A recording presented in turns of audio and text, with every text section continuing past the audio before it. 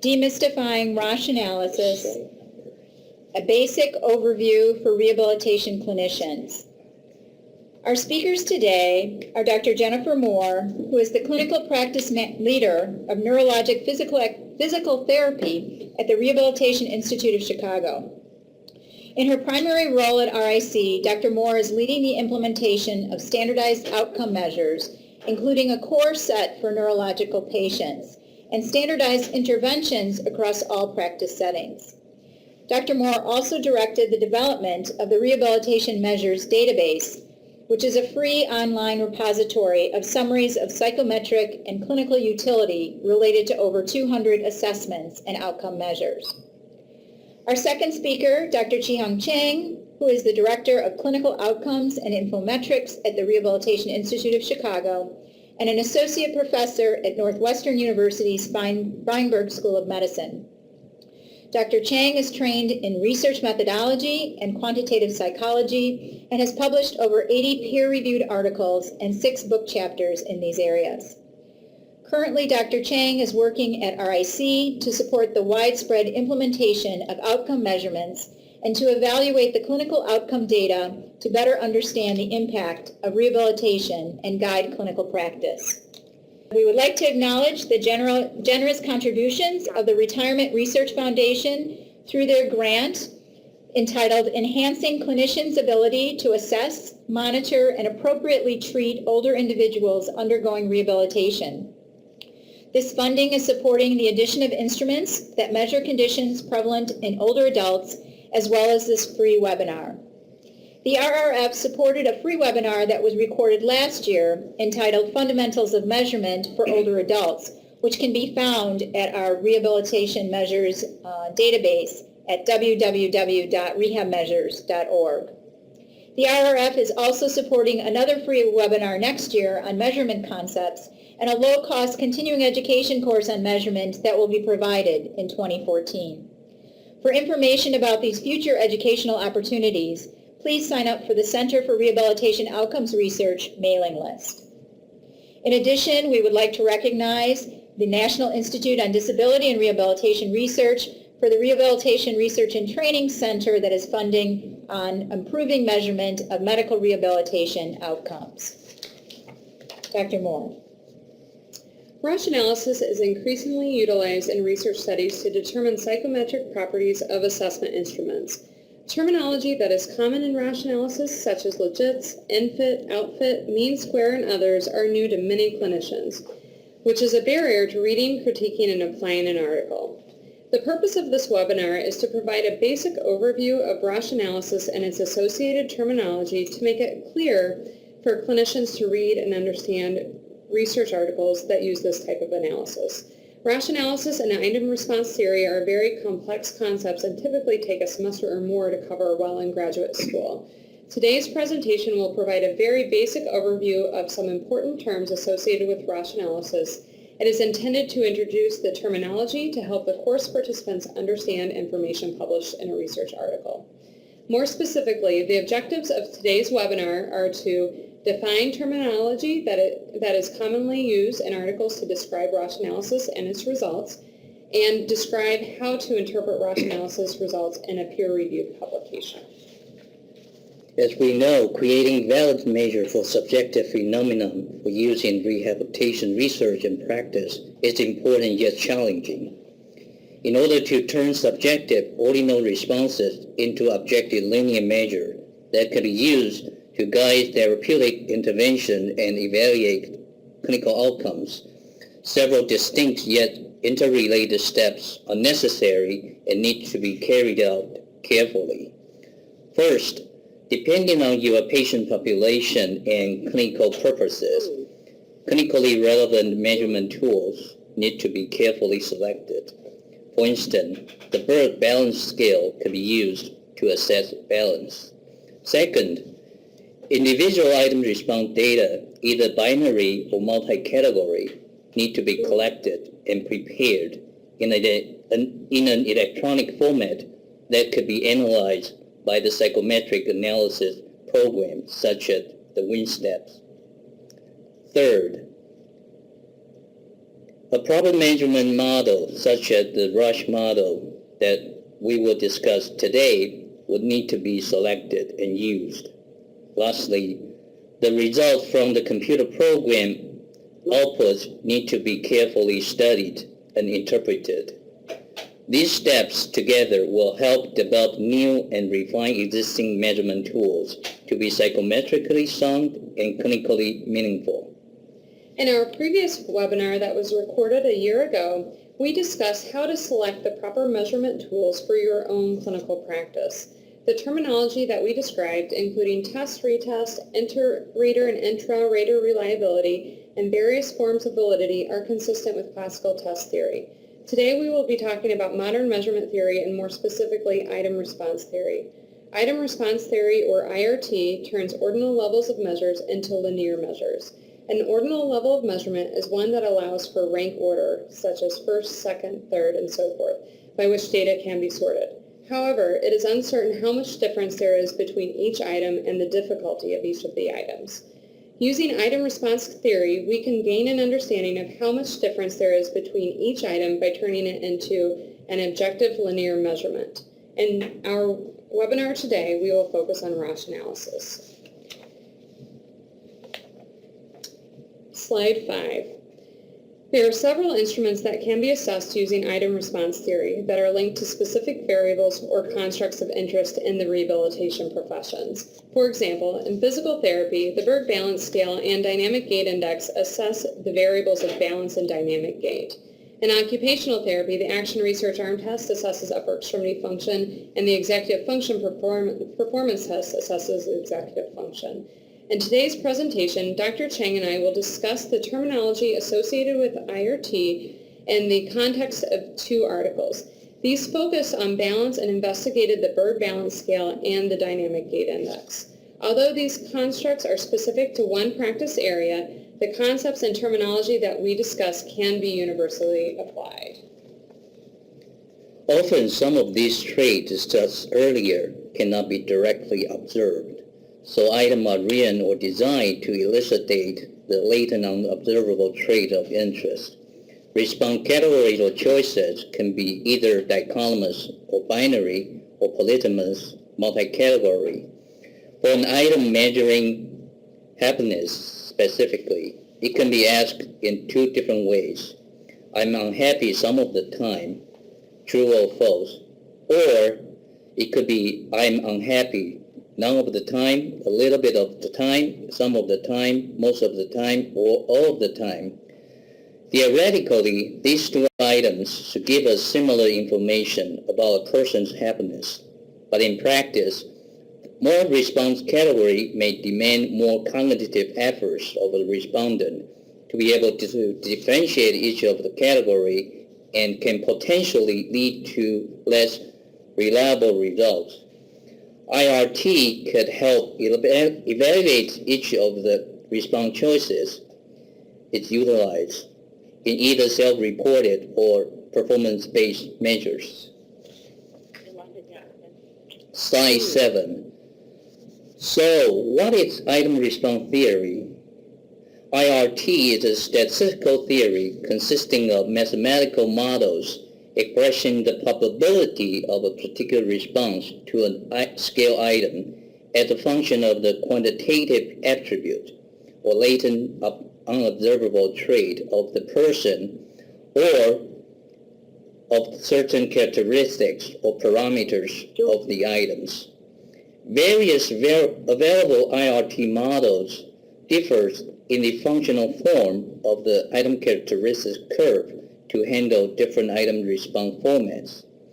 Those for binary or dichotomously scored items were the first to be developed.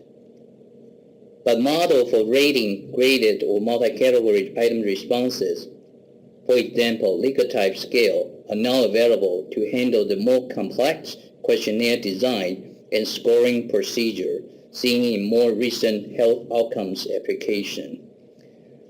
As you can see, the 3 most popular models are the 1, 2, and 3 parameter logistic models, whose names are associated with the number of item parameters that characterize an item's functioning and thus need to be estimated, as you can see from the table.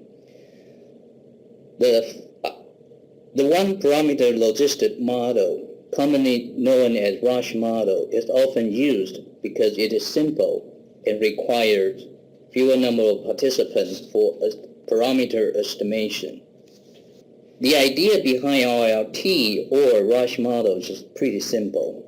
It is to jointly locate or calibrate the items used to measure the latent unobservable construct and the persons being measured onto the same line or continuum. Through this item calibration process, items can then be ordered from easy to hard, and person can also be ordered with less able to more able. For example, the items on the Berg balance scale, which has 14 items, would be lined up on this ruler, from the easiest item to the left and the hardest item on the right. Additionally, individuals would be lined up on the scale based on ability. So individuals who scored poorly on the test would fall on the left side of the ruler, and people who did well would fall on the right side of the ruler. Similar to inch or centimeter used in measuring the length of an object, the unit of measurement is called logit. Theoretically, the item difficulty and person ability can range from negative infinity to positive infinity. So someone with low ability, such as a score of 5 out of 56, would score a low legit number. Someone with a high ability, such as a 50 out of 56, would receive a high legit. For the items on the scale, the easy items, such as sitting unsupported, would receive a low legit, and hard items, such as standing on one leg, would receive a higher legit. So once items and persons are on the same lines or same continuum, they can be compared. As can be seen in this graph, a person in black has a higher probability to get any item that are below his ability measures. For the Berg balance scale, if someone receives a legit of 2.5, he will have better balance than a person with a legit of 1.0. The individual with the 2.5 legit score will also have a higher probability to achieve a high score on any of the items below 2.5. Slide 9. Let's discuss a little bit more on the implication of item difficulty and item hierarchy. The item hierarchy, that is, items are rank ordered and placed on the same metrics, can help validate the construct being measured. In this example shown here, items are positioned from easier to harder to measure physical functioning. Specifically, 3 items are ordered as expected. Walking 1 block is easier than walking several blocks, and walking more than 1 mile is the hardest one among the 3 items. This type of graphical representation would help one to visually inspect whether each item location makes sense theoretically and clinically. Here is a list of terms commonly used and recorded in the literature. There are 2 measures that are derived from the Rasch analysis. Person ability refer to the level of ability or the latent trait being measured of a person. The higher number indicates a person is more able. Item difficulty indicates the extent to which an item can be answered correctly or endorsed. The higher number indicates an item is more difficult or challenging. In order to evaluate data model fit, that is, how well the item response data fit the selected measurement model, several assumptions and fit statistics are often evaluated. Unidimensionality simply means that only one latent trait, for example, ability, is measured by the item in a scale. Items that are measuring something different need to be set aside or removed from the scale. Item hierarchy. Another commonly used term in Rasch analysis. refers to the rank ordering or hierarchical structure from less to more of the items. Once items are ordered along the same common matrix, we can have a better idea which item or task is easier or challenging to perform. This has particular implication to rehabilitation, research, and practice, as it can help therapists to plan for more targeted treatment, starting from the easiest tasks and gradually moving to harder tasks that require more functional capacities. Fish statistics. Fish statistics are used to evaluate how well the data fit the specification of a model. When data do not fit the measurement model requirement, ill-performed items are identifiable from the fish statistics. These fish statistics provide evidence regarding the validity of the IRT models and indices of the coherence of item to a single construct. We will continue to discuss the term as we illustrate the examples. 3 publications were selected for illustration purposes. These will provide examples of how results from Rasch analysis may be published. We will discuss how to interpret Rasch analysis results, figures, and tables using the data presented in these publications. Today's presentation will focus on the first 2 articles, Chiu and Wong. After reviewing this webinar, please also read the final suggested reading to reinforce the material in today's presentation. Slide 12. We will begin to introduce item response theory and Rasch analysis using the first recommended reading entitled Use of Item Response Analysis to Investigate Measurement Properties and Clinical Validity of Data for the Dynamic Gait Index by Chiu, Fritz, Light, and Velozo. Slide 13. In this study, the authors investigated many aspects of the Dynamic Gait Index, which I will refer to as the DGI, using Rasch analysis. The DGI is a performance-based instrument that assesses the ability to modify gait in response to different demands. It has a total of 8 items that a patient performs. Some of these items include walking with a pivot turn, walking with head turns, walking and stepping over obstacles, and changing speeds while walking. Each item is scored using a categorical scale in which a 0 indicates severe impairment, 1 indicates moderate impairment, 2 is minimal impairment, and 3 indicates no impairment. Several studies have looked at various psychometric properties of the DGI using classical test theory, which Dr. Chen will describe in the next few slides. In these studies, the DGI demonstrated excellent inter-rater reliability, excellent test-retest reliability, good sensitivity and specificity, and indicated that the test is predictive of falls in the community-dwelling elderly. Although these studies provided a lot of critical information about the DGI, none of them investigated a few important aspects of the instrument. The first is item difficulty. Prior to the Chiu study, it was unknown whether item 1 was easier than item 2, and 2 was easier than 3, and so forth. Item hierarchy is important to know because ultimately items could be ordered by difficulty. So it is possible to know when an individual does not have the ability to complete harder items. This would also make the test shorter. Additionally, specific items could be picked based on ability. Rasch analysis can provide information about item difficulty. This can help to refine this and other instruments to make them more efficient for clinicians. Slide 15. The conventional way to construct health outcome scales is based mostly on the developer's experience and subjective judgment with some input from clinicians and patients, and at best, application of methods from classical test theory, such as Cronbach's coefficient alpha, to determine the scale's psychometric properties. The increasing need for psychometrically sound and clinically meaningful measures in rehabilitation research and clinical practice calls for a better analytical tool beyond what traditional measurement theory methods can provide. Slide 16. There are some fundamental differences between the classical test theory and modern test theory, or IRT. Just to name a few. Classical test theory focuses on the scale level, that is, how well the overall sum scale score is performing. IRT, as its name implies, focuses on how each individual item is performing. For example, the dynamic gait index has a total possible sum score of 24.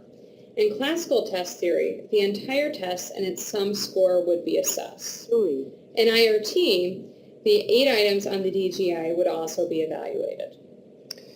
In classical test theory, more items, often redundant, increase the reliability of the scale. On the other hand, in item response theory, a fewer number of items, often targeted, can be as reliable as its longer form. For example, the dynamic gait index may have 2 or 3 items that assess the same balanceability. Using classical test theory, it is difficult to understand which items may be redundant.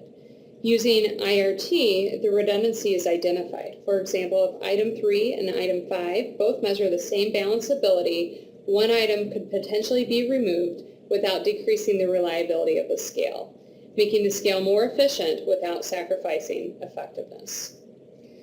In classical test theory, the sum scores are on an ordinal scale. However, in IRT, the measures or scores are on an interval scale, theoretically ranging from negative to positive infinity. For example, on the DGI, hypothetically, items 1 and 2 may measure a similar level of balanceability, but item 3 may measure a more difficult level of balanceability. With classical test theory, it is difficult to understand whether items are similar or different in difficulty. IRT converts the scale to an interval scale so the difference in the items may be identified. So items 1 and 2 may be 0.5 legits apart, and item 3 may be 1 legit higher than item 2. So we would know that item 3 is much more difficult than 1 and 2. More information will be provided in this webinar to clarify this point. Slide 17. Item response theory is not new. It has been developed and continued to be used in educational setting. It has been the dominant method for measured testing program, for example, SAT, LSAT, and GRE, for evaluating item adequacy, scoring tests, equating score from one test administration to another, and using computerized adaptive testing. It had also been used in other research fields, such as psychology and medicine, and more recently in health outcomes research. Indeed, rehabilitation researchers had been front-runners in the use of IRT to validate existing measurement tools and develop new tools for more reliable and precise measurement of intervention outcomes. Slide 18. There are many terms associated with Rasch analysis. We will continue to utilize the Chiu et al. Study to examine some more of them.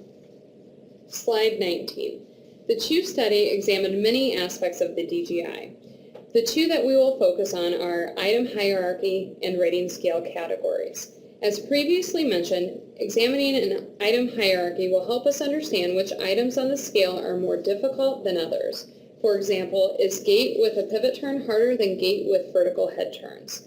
The authors use legit measures, which turn the ordinal scale into interval or linear measurement to determine hierarchical order of the DGI items. The authors also examine rating scale categories. As I mentioned, the DGI has a total of 4 rating scale categories. These are the scoring options for each of the test items. So a 0 indicates severe impairment, 1 is moderate impairment, 2 is minimal impairment, 3 is no impairment. Rating scale analysis will help us understand whether a 0 actually indicates more severity than a 1. Legit measures were also used to understand this aspect of the scale. Slide 20. Before we continue with the article, it's important to understand the term Fritz statistics. These statistics provide information about how well the the data fit into the Rasch model. They provide information about whether individuals with high ability are achieving high ratings on difficult items. It also assumed that people with high ability will score high on easy items. Mean square fit statistics identify item and person ratings that deviate from expected scores.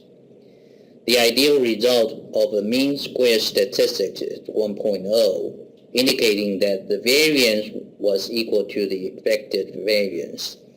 If a value is greater than 1.0, it represents the amount of variance presented in the form of a percentage.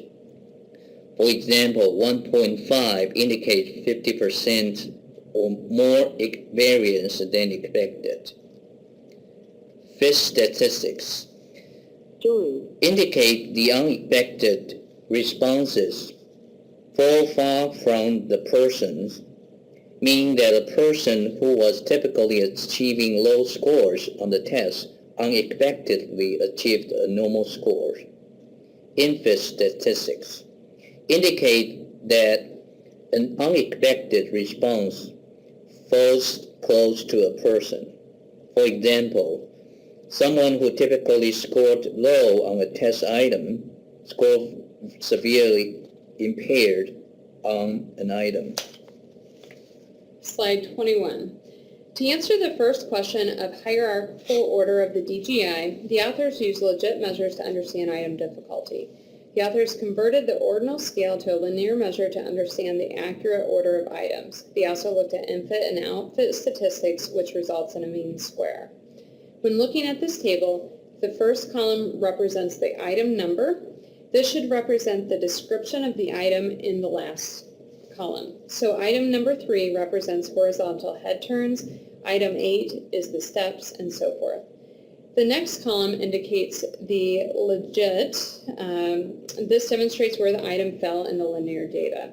So imagine a line that extended from negative infinity to positive infinity. Lower values indicate easier items. Item 3 fell at 0.52, indicating that it was the hardest item, and item 1 fell at negative 0.68, indicating that it was the easiest item. So this data indicates that the original test, which is numbered from 1 to 8, is not in hierarchical order. Instead, the accurate hierarchy for the instrument is item 1, 2, 7, 6, 5, 4, 8, 3, from easiest to hardest. When evaluating the infit and outfit of the mean square, it is important to remember that 1.0 is the ideal number. However, all numbers less than 2.0 are considered acceptable. All of this data did fall under 2.0, so these items would be considered good items. Slide 22. The authors also look at the rating scale categories of 0, 1, 2, and 3 to determine whether the scoring categories are in orders as intended, from less to more. The author utilized Mike Lineker's 3 essential criteria for optimizing scale category effectiveness. These are 10 observations are obtained per rating category. For example, a score of 0 showed up at least 10 times. Average logic measured for mild impairment or a score of 1 will be higher than the average logic measured for moderate impairment or a score of 2. Third, outfit mean square value is less than 2.0, which means that value greater than 2 would indicate unexplained variance and the items should be refined. Slide 23. The rating scale analysis results from the Chiu study are represented in Table 1 of the article. In the first column are the description of the response category and the score. The second and third columns represent the frequency that different responses were identified. In this example, the majority of the responses were a 1 or a 2, indicating that most patients scored at a mild to moderate impairment level. Lastly, review the average versus expected measure. This provides a legit measure that represents the response. Again, imagine these numbers falling in a line with the lower numbers representing more severity. The average measure for each response was close to expected. Additionally, the numbers increased for each rating scale categories as expected. The last column represents the outfit mean square, which would provide us with information about unexplained variance. As previously mentioned, 1.0 is the ideal ratio and 2.0 would indicate that the categories should be revised. In this study, the outfit mean square for the categories were all around 1.0, indicating an acceptable amount of variance. Therefore, the rating scale categories are confirmed by this data. Slide 24. We will continue to discuss IRT terminology using our next case, the article entitled Preliminary Assessment of Balance with the Berg Balance Scale in Adults Who Have a Leg Amputation and Dwell in the Community, Rasch Rating Scale Analysis. Slide 25. In this study by Wong, Chen, and Welsh, the investigators studied the psychometric properties of the Berg Balance Scale on individuals living in the community with a leg amputation. The Berg Balance Scale is a 14-item test that assesses static and dynamic balance. Each item has 5 response categories, with 0 indicating severe balance impairments and 4 indicating better balance. All of the items are summed for a total of up to 56 points. The Berg Balance Scale has also demonstrated it can predict falls with a cutoff of 45 points. The Berg has been tested in many populations, but not leg amputations.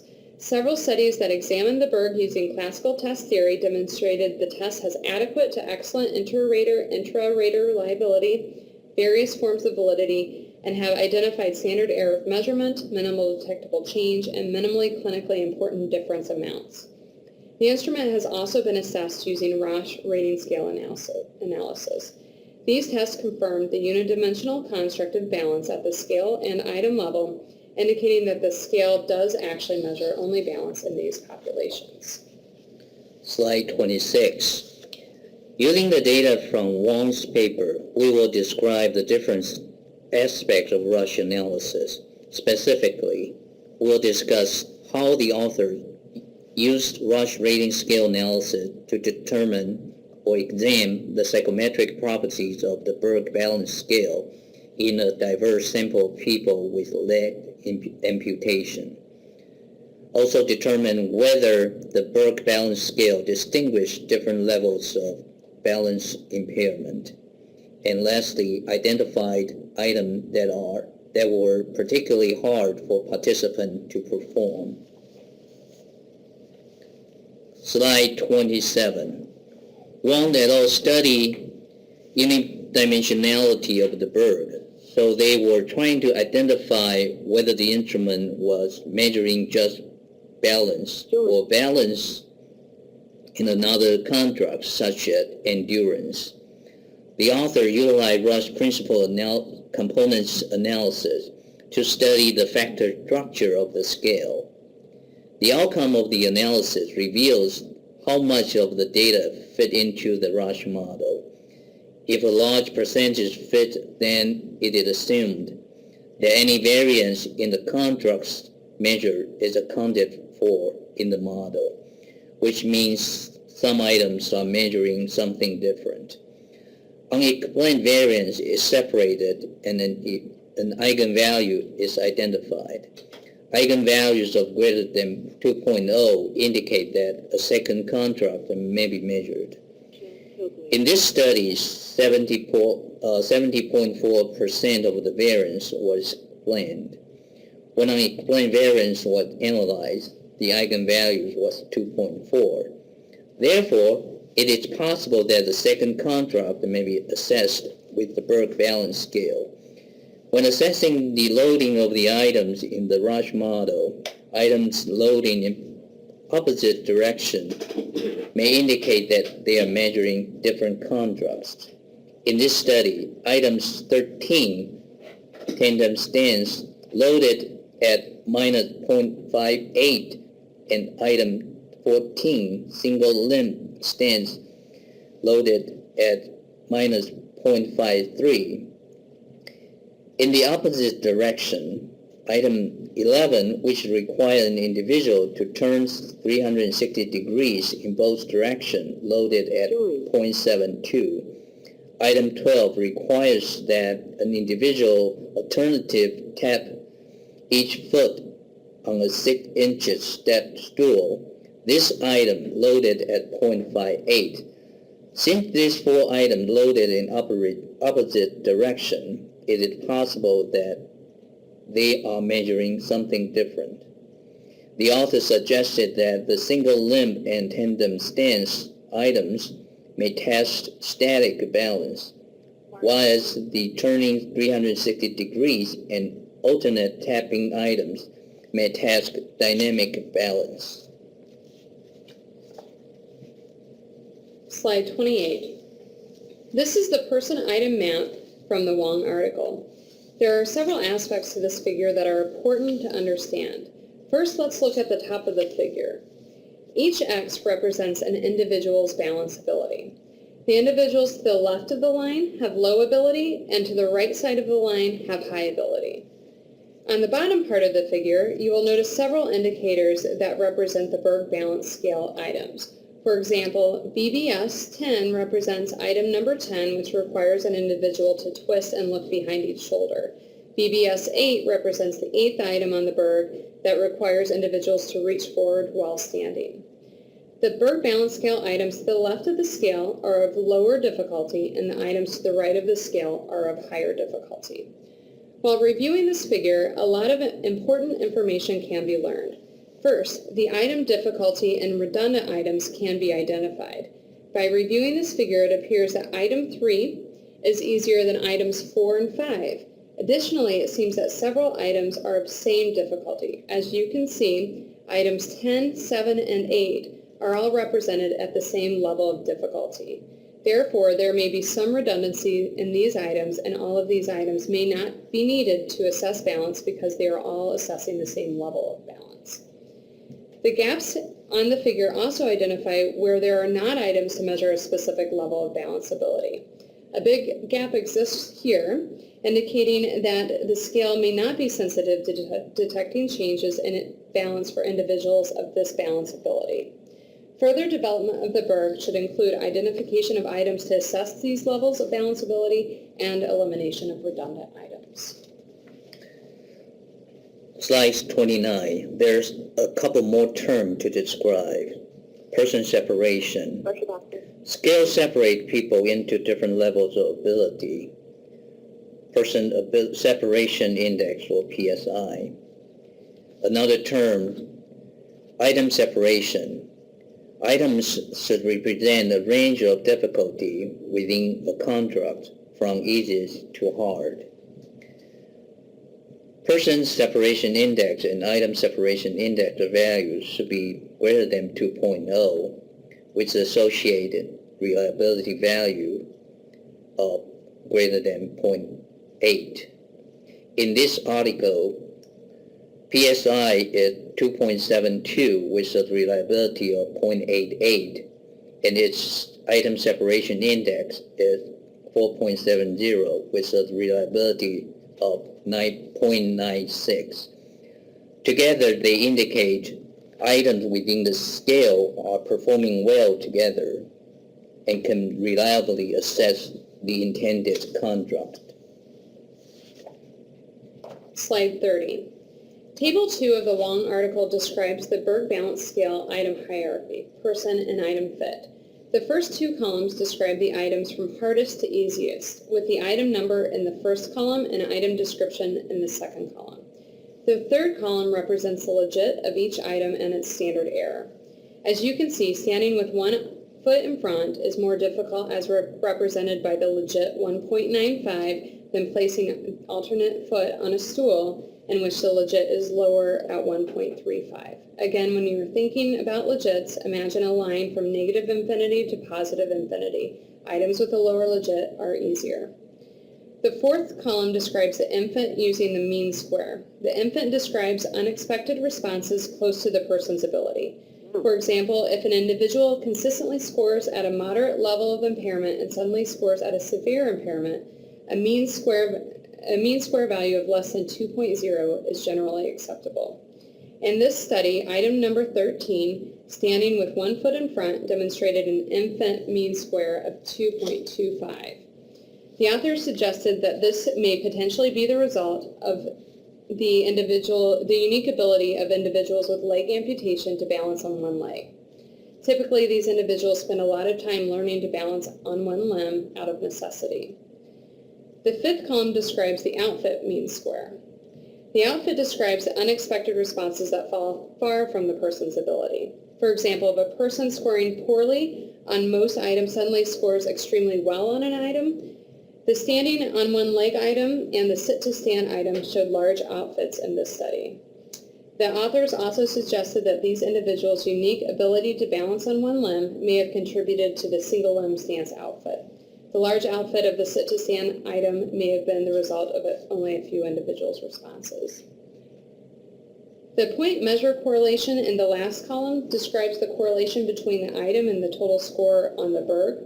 A perfect correlation on this measure would be 1.0. All items had adequate to excellent correlations, with turning 360-degree item being the most correlated and sitting unsupported being the least correlated. Slide 31. Here we show you the response category response curves, binary responses on the left and multi-category responses on the right. As you can see, the item difficulty for the binary response is determined at where a person have the same probability, that is 50%, to respond either true or false. The step measure for multi-category responses is determined at where the two adjacent category response curves intersect. In an item with 5 response categories, false, that is 5 minus 1 step measures can be obtained. At the graph shown on the right, there are 5 response category curves, one for each category, and there are 4 points that 2 adjacent curves intersect at the probability of 0.5. In theory, these 4 step measures are in order, from less to more, and equally spaced. Slide 32. For rating scale analysis as done in Wong's studies, we would expect that the step measures where the 2 adjacent response curves intersect are in order, from less to more. Ideally, the graphical representation should give us a clear idea whether the response categories are being used as intended. However, it is somewhat hard to see where the curve intersects to determine these values in this graph that were taken directly from the WinSteps program output. Slide 33. In summary, there are 2 measures that are derived from Rasch analysis. Person ability refers to the level of ability of a person. This is typically measured using logits, with a higher number indicating more ability. The second is item difficulty. This indicates the extent to which an item can be answered correctly or endorsed. This is also measured in logits, ranging from negative infinity to positive infinity. The higher number indicates an item that is more difficult or challenging. Slide 34. Unidimensionality is one of the primary assumptions that needs to be assessed carefully. Do the item with the same scale measuring the same straight? Conducting a principal components analysis will be necessary to determine whether there exist items that are measuring something else. Item hierarchy can help internally validate whether items are positioned in a location along the latent trait being measured as intended. It can also help identify which item overlaps and can be eliminated, and whether more items are needed to fill the content gaps. Slide 35. How well the data fit the model is significant and important to examine. Does the item fit the model? Fit statistics can help evaluate. A mean square value of less than 2.0 is considered to be acceptable. Does the scale separate people into strata of ability? Is the range of ability represented by the scale? Person separation index and item separation index can serve that purpose. A value of greater than 2 is ideal, coupled with a reliability of 0.8 or greater. Slide 35. Slide 36. This concludes our discussion and review of terminology associated with IRT for clinicians. It is very important that we continue to learn various aspects of this type of analysis because it is frequently being used to evaluate psychometric properties of newly developed or existing instruments in rehabilitation. A lot of important information is derived from IRT, including the identification of easier and harder items which could improve the efficiency of test administration. Redundant items can also be identified, which could eventually decrease the total number of items on a scale. Additionally, the accuracy of response categories for each item, such as no impairment, minimal impairment, moderate impairment, and so forth, are tested and can be confirmed. This will give us confidence in the scores that we are assigning to our patient's ability. In the end, IRT has potential to provide us with more precise and efficient measurement. Ultimately, this will give us more information to guide our patient treatment and allow for more time spent on treatment of our patients. Slide 37. This is some of our final thought. As Demystifying, a quality expert points out, if you can't measure it, you can't improve it. Developing a clinical, meaningful, and psychometric sound measurement tool in rehabilitation is an important yet challenging step. Item response theory offers many potential solutions to solve measurement issues that we encounter in research and clinical practices. IRT has a number of advantages over clinical test theory methods. Besides what we have discussed today, IRT can serve as a tool for initial scale development and existing scale refinement. IRT allows for linking scores from one questionnaire to another. Clinicians have their own preferences in using different tools, and IRT can help link their scores together. A score on an instrument A can be equated to its corresponding score on instrument B. IRT can also help investigate variations in item and scale performance, which is called differential item functioning, due to different group membership or culture. Finally, IRT allows for building computerized adaptive testing that will tailor a questionnaire for each individual patient. If you have any questions about this webinar, please contact Dr. Chang or me. We would be happy to answer any questions. We would also like to encourage all of you to visit the Rehabilitation Measures database and our new Measurement Education Resources webpage. When you arrive at www.rehabmeasures.org, click the Educational Resources link and you will arrive at the page. This page is currently under development, but it already has some wonderful measurement resources.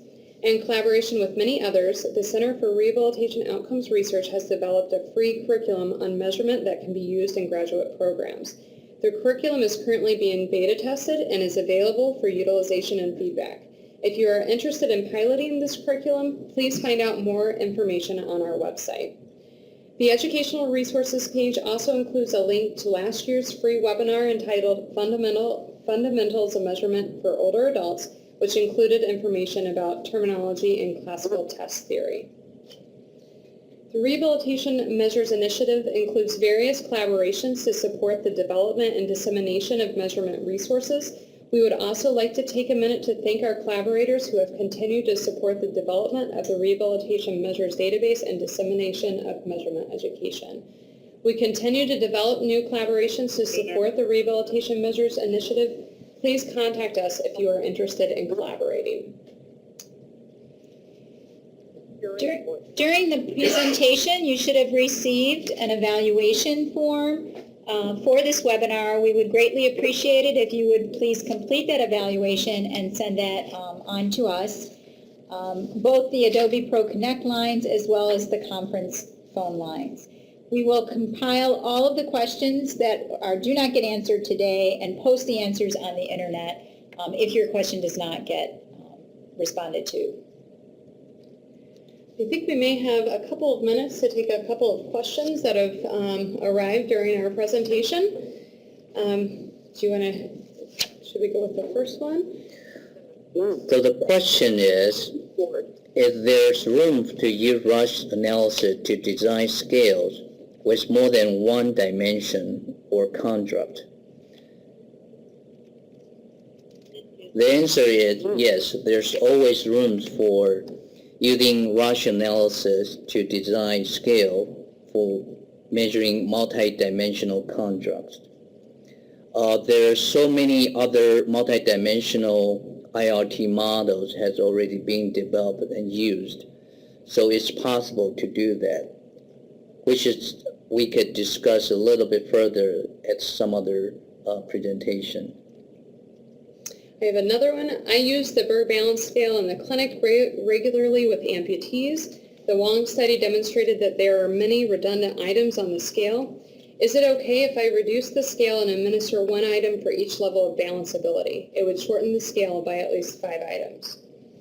So the answer, conceptually you are correct that these items could potentially be redundant and may be able to be eliminated. However, this would need to undergo further testing before actually implementing in the clinic. If you reduce the scale, it would also be difficult to apply some of the other numbers that have been published in conjunction with classical test theory, like the standard error of measurement, minimal detectable change, and minimally clinically important differences, because these were all established on the full scale. Do you want to add anything to that one, Chen? No. Okay. So here's another question. It is possible to create scoring system to translate patient score into losses so that it can be measured on interval scales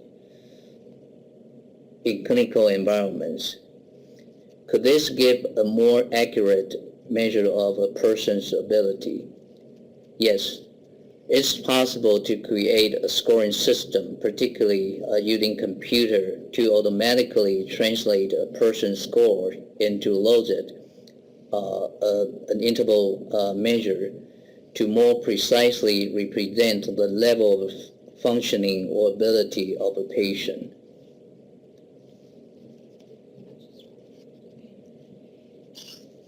So if there's no further questions, we would like, oh, we got another question.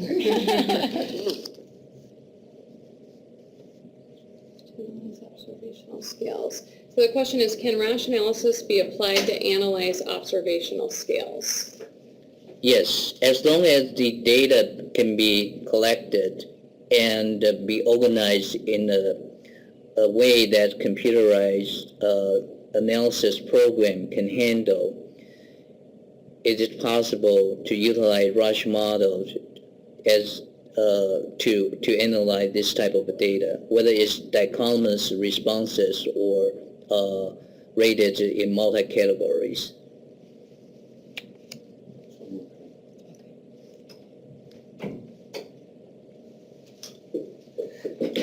All right, and we have one more question. Is how... Okay, so the question is, how can you decide when Rasch analysis suggests to remove some important questions, but when looking at the questions, they seem so clinically important?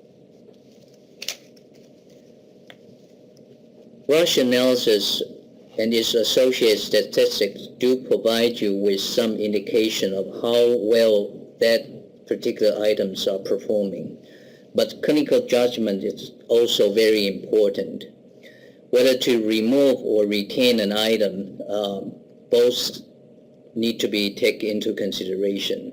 Whether it fit or it fit with your clinical application need to be considered simultaneously.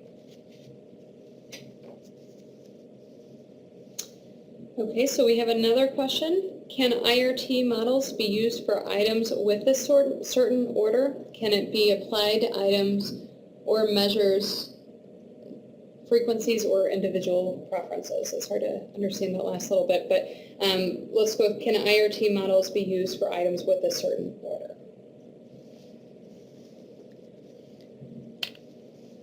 The answer is yes.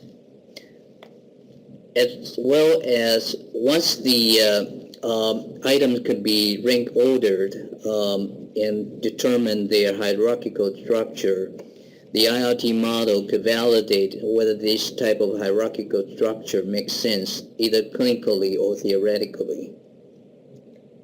And there are other IRT models that have been developed or proposed to handle items that measure frequencies or individual preferences.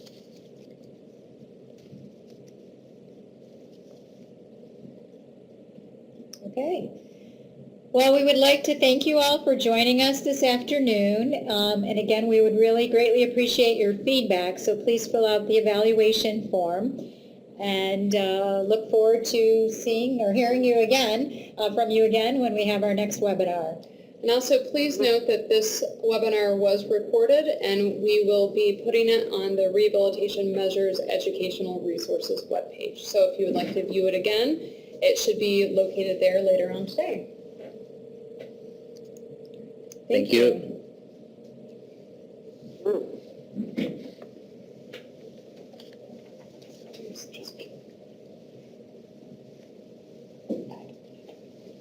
How do you feel?